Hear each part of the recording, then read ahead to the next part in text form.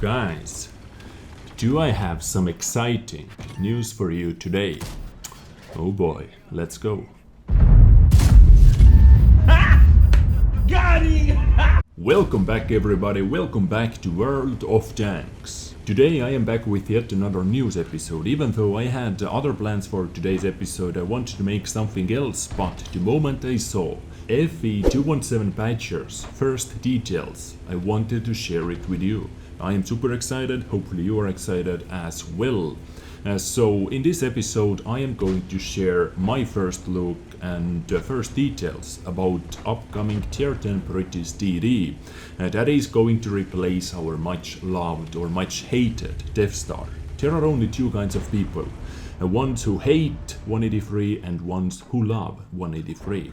And keep in mind guys, everything you are going to hear today is subject to change. Wargaming already has some ideas to tune this vehicle a little bit from the stats that I'm going to show you today. For example, the Badger will receive further improvements to its frontal armor and increased alpha damage. Meanwhile, the rate of fire will be reduced, but the damage per minute will stay the same.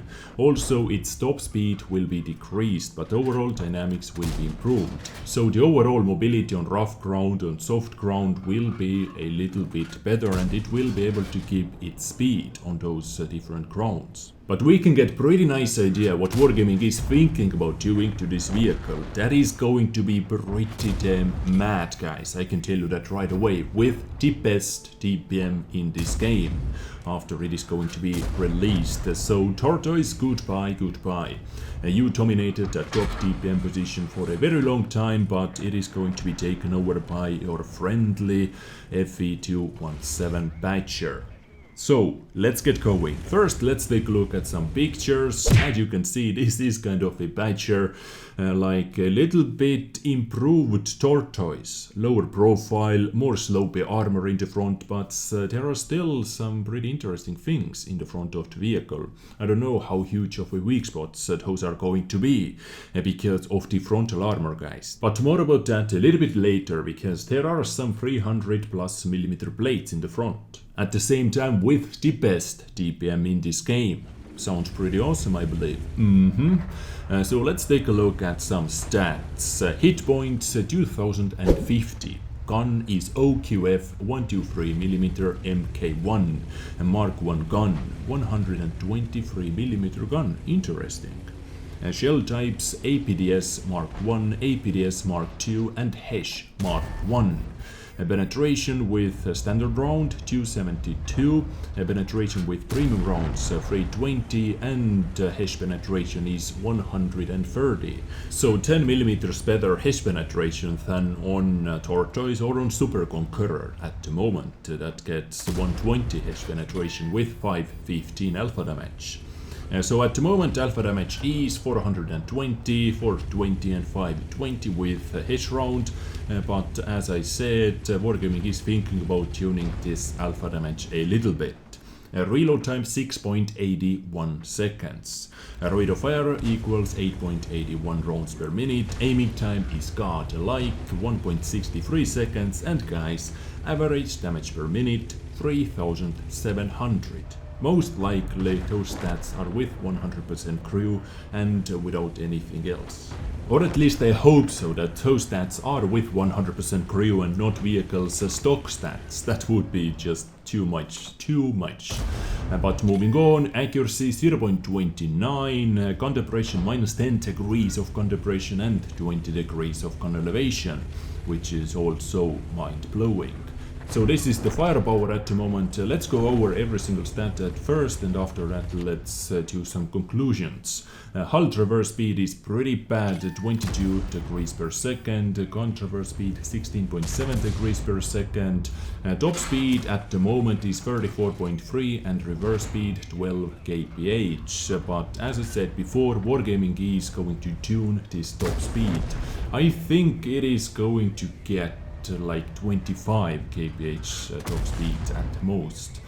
or maybe 20. With this DPM I would not be surprised if this vehicle gets 20 kph top speed. And the rain resistance numbers for you as well: on hard 1.7, on medium 1.9, and on soft 2.9 rounded up. Next up, let's talk about the armor, and keep in mind guys, Wargaming is still thinking about tuning this armor a little bit, as I said at the start.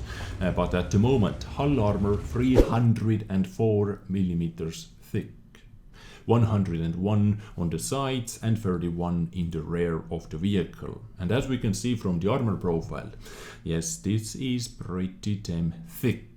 Although lower plate seems to be yellow, so lower plate, if I'm going to line up this color with color on the chart, is like, I don't know, 152 at best. So lower plate is still going to be weak. And overall frontal armor is not as strong as on T95, thank God for that, because T95 also has 300 plus millimeters thick frontal armor, but it has that 300 millimeter frontal armor almost all over the place. There are only a couple of places where you can penetrate T95 in the front, that very edge of the lower plate and those commander hatches. But on this vehicle, the only 305mm armor plates are right behind the gun and in the front of those hatches in the front of the vehicle. But all the rest of the armor profile seems to be quite easily penetrable. That upper plate, not that strong, all the rest of the hull as well. I believe tier 10 tanks at least are able to penetrate this vehicle quite easily. And if you have any penetration problems, number 2 key is always there to help you out. Wink wink, nudge nudge. But the rear of the vehicle and the top of the vehicle is a huge weakness of this vehicle. Easy target, easy penetration target for artillery, and it has some other weaknesses as well. For example, it turns super slowly like T95, so you're able to circle this vehicle to death even in some heavy tanks, even in a lot of the heavy tanks. And not in the Type 5 or in the Mouse, but all the rest of the guys most likely are able to do that easily. But the problem is to get next to this vehicle with this kind of DPM. You can boost it easily up to 4,300 DPM. This is crazy, guys. Weight 65 tons heavy tank, 70 tons weight limit, engine power same as on FV217, a 950 horsepower engine. Specific power is 14.62 horsepower per ton. Concealment is also really good. Concealment of stationary vehicle 24.2% and of moving vehicle 14.5%. View range 390 meters, and this vehicle is going to have 6 crew members most likely, which is really good because Tortoise also had 6 crew members. So guys, these were first details about the upcoming tier 10 British TD FV217 Badger. As I said, keep in mind Wargaming is still tuning this vehicle. I believe it is not even on the super test server at the moment. But the DPM is going to stay the same at the moment. So what I can tell you about the penetration, 272 is okay penetration. It is not the best, it is not the worst. You should be able to penetrate every single tank quite easily with this penetration.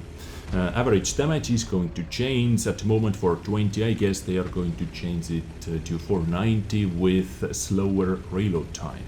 Reload at the moment 6.81 seconds equals 3700. So this DPM is not going to change. DPM is going to stay 3700 according to the latest information once again. And this is the highest, the best DPM in this game. At the moment Tortoise with 100% crew has 3525 DPM. And by the way, I have one episode planned for you as well with Tortoise, with the maximum possible DPM in this game. And I can tell you that right away, this is ridiculous how fast this tank can kill targets. Light tanks that are trying to circle you to death, you can easily kill them. You can easily kill everything.